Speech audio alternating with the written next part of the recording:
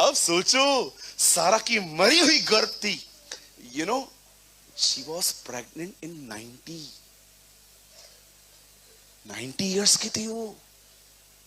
आपको पता है उसे बच्चा हुआ कैसे? एक्चुअली मैं आपको बताऊं हुआ कैसे।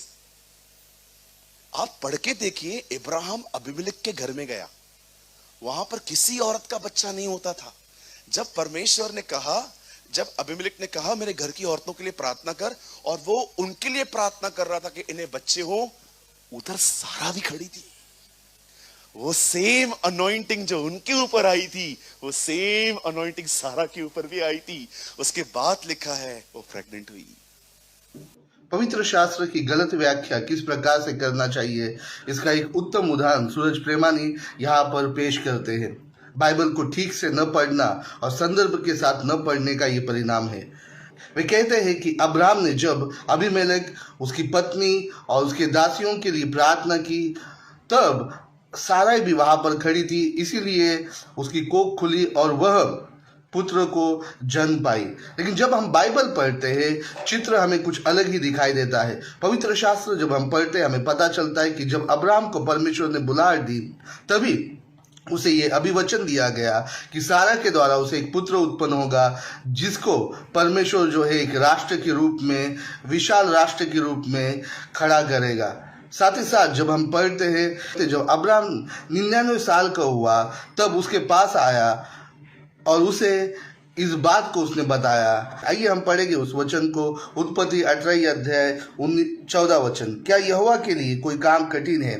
नियत समय में अर्थात वसंत ऋतु में मैं तेरे पास फिर आऊंगा और सारा के पुत्र उत्पन्न होगा।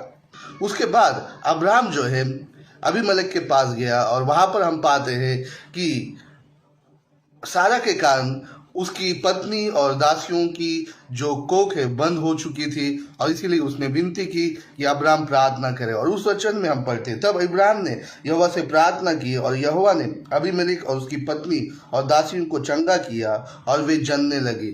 यहाँ पर हम स्पष्ट रीति से देखते हैं कि सारा का यहाँ पर किसी प्रकार का उल्लेख नहीं है कि वह भी उसकी कोख खुली या वो वहां पर खड़ी थी या किस प्रकार से। वचन केवल अबीमेलेक, उसकी पत्नी और उनके दासियों के बारे में ही बातें करता है।